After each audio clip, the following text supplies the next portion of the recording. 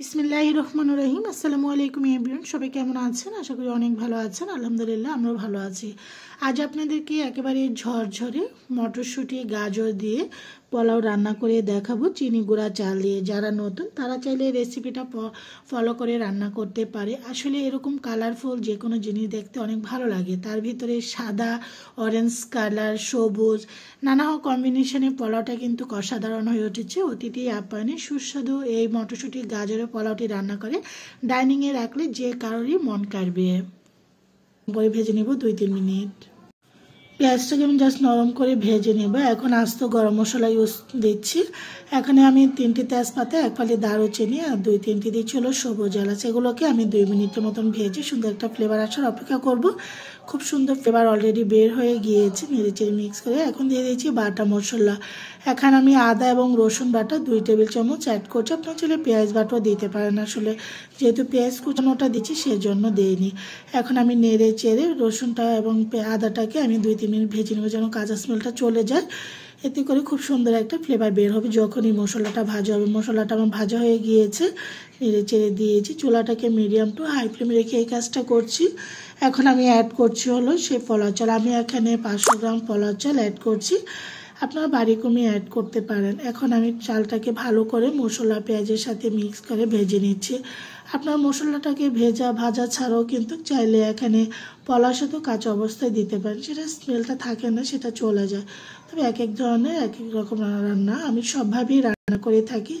এখন দিয়ে দিয়েছি হলো ফ্রোজেন করা মটরশুঁটি। এগুলো আমি এই বছর ফ্রোজেন করেছি। এখানে 1 কাপ দিয়েছি মটরশুঁটি এবং যেহেতু রান্না করছি এগুলো দিয়ে, সেজন্য এগুলো পরিমাণটা বেশি দিয়েছি।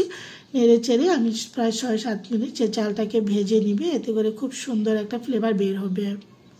আমি মটরশুঁটিটাকে প্রথম চালের সাথে দিয়ে দিয়েছি, গাজরটা পরে দেবো যেহেতু আমি গ্রেট করে নিয়েছি। তো আমার কিন্তু খুব সুন্দর ভাজা হয়ে গিয়েছে, খুব সুন্দর ফ্লেভারও বের হয়েছে।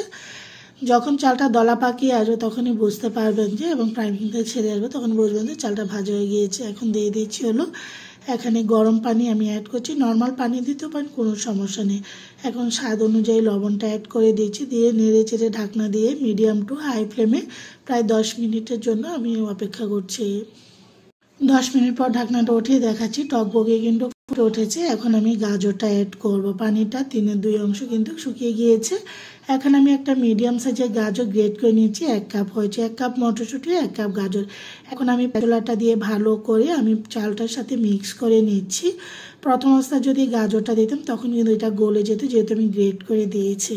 এখন নেড়ে চেড়ে ভালো করে এখন ঢাকনা দিয়ে ঢেকে মিডিয়াম টু লো ফ্লেমে এখন আমি ঢেকে রেখে দেব প্রায় 10 মিনিটের জন্য। 10 মিনিট পর আবার আপনাদের মাঝে চলে আসলাম। পানিটা কিন্তু আস্তে আস্তে 3/2 অংশ কিন্তু কমে গিয়েছে। আবার একটু নেড়ে চেড়ে দিয়েছি, তা নাহলে দেখা গিয়েছে নিচেরটা বেশি সিদ্ধ হয়ে গেলেও উপরেরটা একেবারে চাল থাকবে। ঠিক এই অবস্থা এখন আমি দিয়ে দিচ্ছি প্রায় 6-7টি কাঁচামরিচ, এতে করে খুব সুন্দর একটা ফ্লেভার আসবে। এখন উল্টে পাল্টে ভালো করে নেড়ে চেড়ে আবারও ঢেকে দিচ্ছি আমি প্রায় 5 মিনিটের জন্য লো ফ্লেমে একেবারে। 5 মিনিট পর ঢাকনাটা উঠিয়ে আপনাদেরকে দেখাচ্ছি। তো পোলাওটার গায়ে গায়ে এখন একটু পানি আছে।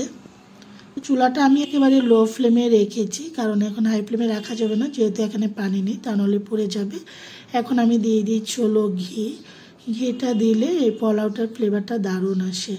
এখন আমি দিয়ে দিচ্ছি প্রায় 3 টেবিল চামচের মতন। এখন আমি ঘিটা অ্যাড করছি। ঘিটা দিয়ে আমি পেঁচলাটা দিয়ে পোলাওটাকে চারদিকে গুছিয়ে এভাবে সুন্দর করে খুব সুন্দর। এখন আর নাড়াচাড়া করব না, আমি পোলাওটা চারদিকে গুছিয়ে চেপে চেপে দিয়ে তারপর ঢাকনা দিয়ে ঢেকে একেবারে লো ফ্লেমে আমি 10 মিনিটের জন্য রেখে দিব। 10 মিনিট পর ঢাকনাটা উঠিয়ে আপনাদেরকে দেখাচ্ছি। এখন নেড়ে চেড়ে নিচ্ছি। পোলাওটা কতটা সুন্দর ঝরঝর হয়েছে আর ফ্লেভারটা কিন্তু দারুণ এসেছে। আর যেহেতু এটা গরম, ঠান্ডা হওয়ার পরে কিন্তু এটা একেবারেই ঝরঝরে থাকবে, কোনোটার গায়ে আর কোনোটা লেগে থাকবে না। আর ফ্লেভারটা চমৎকার, এতটাই সুন্দর ফ্লেভারটা আমি একাই উপভোগ করছি আপনাদেরকে ফেলে। খুবই সুন্দর হয়েছে আলহামদুলিল্লাহ পোলাওটা। আপনারাও কিন্তু এই শীতে গাজর এবং মটরশুঁটি, ফ্রেশ মটরশুঁটি গাজর দিয়ে এই ঝরঝরে পোলাওটা রান্না করে খেতে পারেন। এখন চলে এসেছি সার্ভ করার জন্য গাজর এবং মটরশুঁটির এই ঝরঝরে লোভনীয় পোলাওটা। আপনারা আমার পোলাওটা দেখলে বুঝতে পারবেন পোলাওটা কতটা ঝরঝর। যেহেতু এটা গরম, ঠান্ডা হলে এটা আরও কতটা ঝরঝরে। আশা করি আপনারাও এই লোভনীয় পোলাওটা